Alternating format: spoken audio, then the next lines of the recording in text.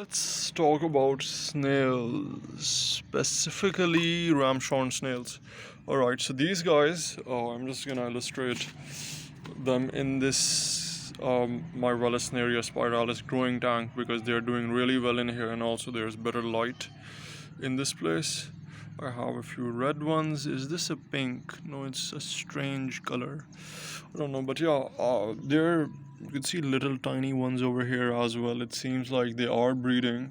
Anyhow, I usually leave them in my planted tanks. They are considered a pest because of their reproductive habits by many hobbies, and that's why they tend to avoid it.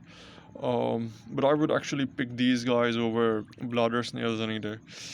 And I don't have any bladders probably in this tank because I purposefully included Ramshorns.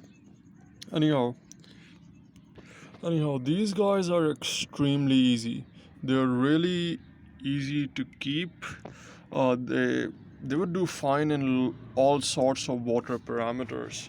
If they are becoming a nuisance, you can probably get rid of them via assassin snails. You leave a few of those in the tank, or puffer fishes in the case of planted tanks.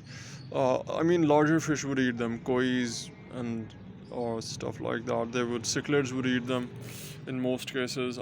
Some do tend to avoid it, but I've seen kois and goldfish, larger ones, just eat them. But you can't keep koi and goldfish in planted tanks either. So assassin snails do well when it comes to getting rid of these guys in planted tanks. Anyhow, they do come in wide range of colors. They don't have any specific dietary requirements as far as I believe. I don't feed them anything in this container, and they're still doing really fine. But yeah, they would generally feed on algae. Since this place does get lots of sunlight, the algae doesn't bloom as much since the plants have already taken over this tank. So there are enough plants to prevent algae growth.